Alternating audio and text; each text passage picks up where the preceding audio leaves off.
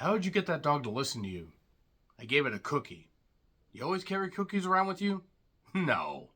Why, you want one?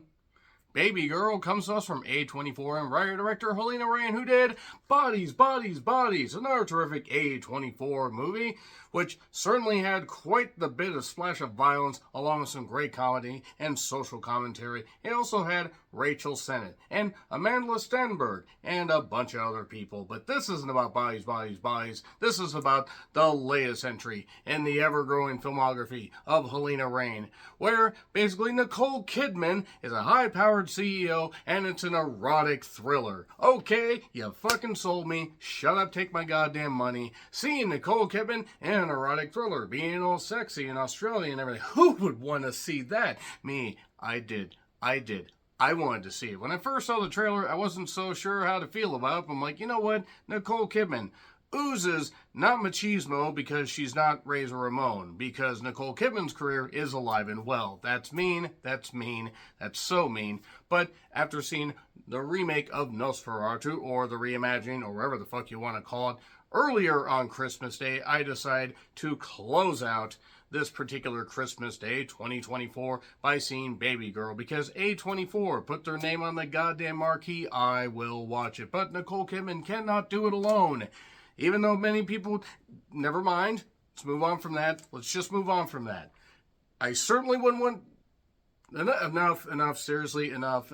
I don't have issues, you guys have issues, and Nicole Kidman plays Romy, who is a high-powered CEO. She works for a company that does kind of automated shipping stuff, but also wants to not just use AI to power the future, but also still have people employed and just find a way to make AI more. I don't exactly know, because they don't really focus on that. This is not an AI-themed movie, but you know, we see the beginning of these sales pitches and stuff like that, and obviously, you know, being a woman CEO, she feels the pressure. She can't breathe the pressure. Come play her game, she'll test you. Psychosomatic, addict, insane. And actually, insane kind of is the operative word here, because even though she's got a great home life, you know, and she's got a beautiful house, she is the beautiful wife, she's got a great husband. My God, what has she done? Yeah, I had to make that reference, by the way. That shirt, by the way, available on Redbubble. So, she has her husband, Jacob, played by Antonio Banderas. No, Antonio, too sexy, but it must. Remember the Antonio Banderas stuff from SNL? God, I'm aging myself right there. They have 2 kids, including Isabel, Esther McGregor, who's going to be in The Room Next Door. That's coming up soon. I've heard that's actually really, really good. And also, she, being Romy, has a like an assistant that really wants to just further her career along. I mean, she's been working with her. She really does understand the business and wants, you know, and has an even younger mindset, even though she appreciates what Romy taught her. And she's Esme, played by Sophie Wilde from Talk to Me. Her, you know, the run girl, the run. You can't run. Yeah, Talk to Me, by the way. Really, check it out. So, anyway, yes, we have all these components, but if you want to have an erotic thriller, you need to have, well, you don't need to have a man, but in this case, considering the gender politics and stuff going on, you actually do. So, enter Samuel. Some people may like to. That's another story for another day. Harris Dickinson, who is David Von Erich in The Iron Claw. He's also been in other, much better movies, even though he did well in that. But yes, you have A24 backing this Helena Rain production. Okay, I was already sold there. Nicole Kidman in an erotic thriller. Harris Dickinson as an intern that she forms an unholy bond with, you know, that awakens things but could threaten her career and her livelihood and all that. And also Antonio Banderas, but you just have other key components. But you have Nicole Kidman in an erotic thriller. Sign me the fuck up. And let me just say about this, it's gotten a lot of attention on the film circuit. It actually has, it's mostly received positive reviews. There are some people that question the chemistry between Harris Dickinson and Nicole Kidman. I do want to say I think they actually have pretty terrific chemistry. I will say, you know, and before I dive further into the rest of the movie, the kinks in this aren't for me at all. I'm not going to tell you guys how to get down. You guys get down however the hell you want, but if you're going to be married and you're going to have, I mean, look, People have affairs, people sleep around. That's just what happens. I'm not saying that's the way to excuse it, but that happens. But make sure that you're in an open relationship, or just don't get caught by being blatantly stupid like in the case of this movie. But Nicole Kidman obviously has some underlying issues. Her character, I mean, I don't mean the woman has some underlying issues. I hope not, because she seems lovely. But Romy does have some issues, especially since Michelle was not there for the high school reunion. Yeah, I bet you didn't expect that reference. God, that movie is like, that movie's 20, almost 28 years old. Fuck, good lord. But Samuel comes along as an intern, and they have a chance meeting when he stops the dog from attacking somebody and gets the dog to go back to its owner and everything, and says the good girl thing. And every girl wants to be called a good girl. Everybody wants to be called a good girl, even if you're not. If so, I think you might need to make sure you're with the right person. But nevertheless, yeah, kinks definitely get explored in this, and there are some issues I do have before I dive into the spoiler section. There are some half-baked ideas. There are some stories that start going, actually seem like they have some meat to them, and then they're just dropped, and then suddenly, oh shit, we need to wrap this up right here at the end. There are things that are of certain convenience. It feels like, even though after a pretty phenomenal opening act, the second act has plenty of great moments. There are some laugh-out-loud, darkly funny moments, especially because of all the awkward stuff. With, once Nicole Kidman and Harris Dickinson, start doing what they're doing and everything. And we see, is this actually really okay to do? What is the line between, being used and being abused and, actually being into it? Everybody's into different stuff. As long as it's between consenting people, it doesn't matter to me. I mean, it is what it is, even if it's not for me. But then they just keep building on this. There are some points where I'm like, okay, you can definitely tell A24 had something to do with this. My best friend Chris, aka the Durbinator, did say, once A24 movies have a certain thing about them. And once you see it, you can't unsee it with any of their other movies. And yeah, he is kind of right. Now, I personally like that stuff, even though I didn't care for Y2K and care for other things. But 9 times out of 10, A24 nails it, 100%. But 9 times out of 10, which doesn't actually make sense. They nail it 100% if it's 9 times out of 10, but you get my point. More often than not, they absolutely smash it. And there are some funny moments in this. I mean, obviously, Samuel has some issues as well, and there's underlying stuff in the marriage between Romy and Jacob, and there's other things going on as well. I think there are certain things that weren't fully explored that could have been explored. I think Sophie Wilde's character was very good. I think needed a little bit more to her, because there's just a point where it's like from here to here. And it didn't feel like it was earned, even though she did some good stuff here. And then it felt like they tried to, not that they wrapped it up in a nice, neat little bow, but just something about it, it felt like they had minutes cut from it, when they could have cut a few other things, perhaps, even though the first act was pretty good, they could have cut a few things, and then they could have maybe added a little bit more to that second and third act, especially that third act, and actually made it feel like some of that stuff was earned. That's really all I have to say for the negatives, though. Pretty damn funny, pretty good performances, and you get to see Nicole Kidman, who's in her mid-50s at least, if not almost 60, looks incredible, and I mean that with absolute respect. And she plays up Romy's insecurities, stuff like that, and I think that actually does work in her favor. This is not Demi Moore in the substance. It's not that, but is definitely a fun ride, even if it's a little bit bumpy. Definitely has some issues. I'm going to get into spoilers, though. It is in theaters, rather. Check it out if you want to. 3, 2, 1, spoilers. So, basically, we start out with Nicole Kidman and Antonio Banderas in bed. Okay, pretty good start. I don't really care about their ages at this point. I'm all down for that. Which one? I'll let you decide. But obviously, Nicole Kidman has some issues, because right away after, banging Antonio Banderas, apparently that's not enough. She, after a bit, is still in her nightgown and everything, or gets in her nightgown, and goes into another room and watches porn on a laptop. It's like role play porn and stuff like that. So obviously she's got some issues that she needs to work out, and nothing wrong with that. I'm just saying. But her and Samuel end up eventually having a bit of a bond, this kind of stuff, because Samuel realizes, like, hey, I think you like being told what to do, but you put on this facade like you're this big, powerful CEO. Like, maybe you need to have something brought out of you, basically, is what he's saying.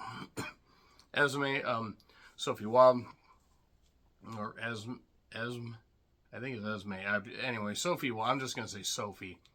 She really just wants a promotion. I mean, and she loves her boss, don't get me wrong, but she kind of keeps getting blown off and stuff like that. And as Romy gets deeper and deeper into this affair, she goes to visit Jacob while he's doing some play thing. It wasn't quite as expansive as the one in Scream 2. That would have actually been funny if I'm a fighter. It's like, where is it? I think that's what he said. Anyway, David Warner was in that, oddly enough. Nevertheless, let's get back to this. Essentially, Samuel and her, trying to set some boundaries, this kind of stuff. He wants to be in control. He doesn't necessarily want to be, he wants to be catered to, but he wants to bring stuff out of her. Like, he doesn't want to, I think, use her badly. I thought maybe they were going to go with something like he was planted there by another company. Like, from somebody that was trying to bring him down. Like, he was the son of, like, some other CEO of some company that had competing technology. They didn't go that route. And Samuel basically, there's this funny part where they're in this goddamn hotel. And this is after they've already kissed and this kind of stuff. But this seedy hotel. And then he makes her get on her goddamn hands and knees and stuff like that. And, gets on all fours.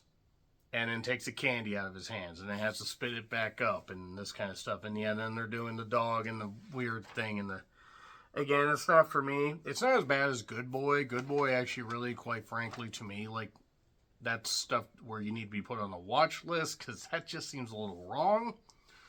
But this, it's a little bit weird. But it does awaken. Okay, it's very weird. It awakens a lot of stuff in her. She gets more wrapped up, even though she does love her husband. She wants to try some weird role-playing stuff, even putting a pillow over her head and doing some weird stuff. He's not totally into that. He's not sure where she got this idea, all this. He starts to suspect some things. She had suspected earlier sometime that he was having an affair, but he actually wasn't. So that's all going to play a little bit later on. And Sophie, meanwhile, just wants, to talk about her promotion and everything. Well, Romy's so wrapped up in this thing with Samuel, and then her daughter Isabel, who is gay. Nothing wrong with that. If you have a problem with people being gay, it's just too bad. She does like this one girl. I think her name's Rachel, I think, if I recall correctly. But she ends up kind of, making out with a girl, like, in a pool, in the family pool that's like the neighbor or whatever. No, I love this girl, but I just wanted to have fun with her. So it's like, kind of in the thing where it's like, Mom, this. And it's like, Romy realizing, well, maybe this is something hereditary, something genetic that I could pass on, everything. And okay, if she can do it, well, okay, maybe I can't say that she shouldn't do it. But then Samuel and her are getting, they are having this torrid affair, all this kind of stuff. And then eventually the idea is, like, at first she wanted to just stop it before it got to that point. And then Sam went and got another goddamn job at as a bartender, and then she got him back there because she's just so enamored with him and what he makes her feel that she didn't realize until he awakened that in her. Like, she realized she had stuff in her head, but nevertheless, Sam and Sophie end up actually getting together at one point. Like, he, before this, had even dropped off her work laptop and stuff like that and showing up at her house. The idea, oh no, all this shit's going on, because he's putting this right out in the open and everything now. He doesn't see anything wrong with it because he's like, I have nothing to lose. You have everything to lose. But then him and Sophie end up actually getting together for a bit. And then Sophie starts to suspect that stuff's actually, happening between Romy and Sam, by which she almost saw them practically getting on the kitchen and then glass broke and stuff like that. And yeah, we get more kink stuff, weird stuff. We do get a point where there's a rave scene where flashing lights, watch out for that. And also this hotel scene where they're doing weird dance stuff and weird role-play thing, and you will not hear George Michael's father figure the same way after that scene. They do the rave scene, and then Sophie basically kind of, realizes what's going on, gives her an ultimatum like, hey, I've looked up to you, this kind of stuff. I've asked you about my promotion, this kind of stuff. But you can't see him anymore. You have to be the fine, upstanding person that, runs this company. And that kind of locks, Romy back into this particular role and everything. Now, yes, what she's doing is wrong because not only is she married, but he's an intern. And she even tried that play on Sophie a little bit earlier. Like, you're in a position of power. He's an intern. You shouldn't do that. Basically saying, no, my, the Daffy Duck thing with the genie and stuff like that. Stuffing him down the stuffing Bugs Bunny down the hole.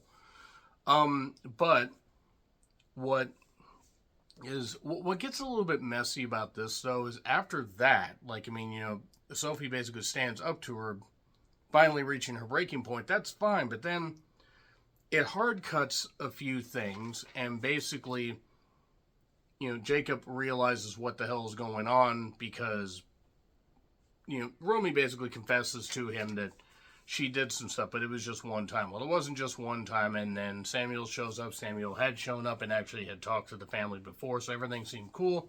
And then they get in a silly fight and everything, where they got bags of frozen peas on them, or frozen vegetables, and it's kind of funny.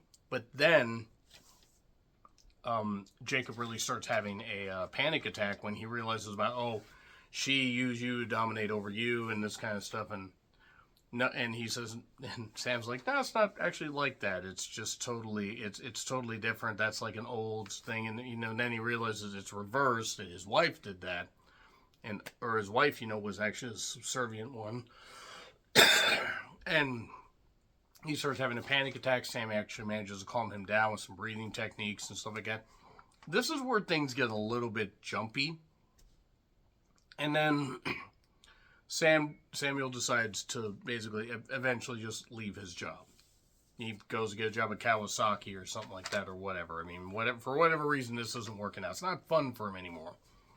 Sophie ends up getting some kind of big promotion because now she's doing the plugging for all the stuff that the company does. And then there's this older executive guy that I didn't commit the guy's name to memory. I apologize, but he had ended up basically, he got a coffee from Samuel, and he seemed to be kind of making overtures towards Romy very briefly, but then he basically says, hey, I got the house all to myself this weekend. Why don't we have some drinks? And then she finally stands up for herself saying, no, I'm not going to do that. Don't talk to me that way. This kind of stuff. And I'm going to stand up for myself. And it's just, I get what they were going for. Like, that she needed to have this stuff brought out and she needed to have this confidence because she was getting Botox. She was getting all this stuff because she didn't feel attractive. And Samuel even at one point had to break that down. That was where that scene turned where, we had Father Figure by George Michael. So there were really good scenes and really good, parts in this. And more than enough to recommend, but it felt like there were some inconsistencies and some things that just were half-baked. Like, it felt too busy, but also like it didn't want to finish enough. I don't know. A- though. Because there were some darkly hilarious moments.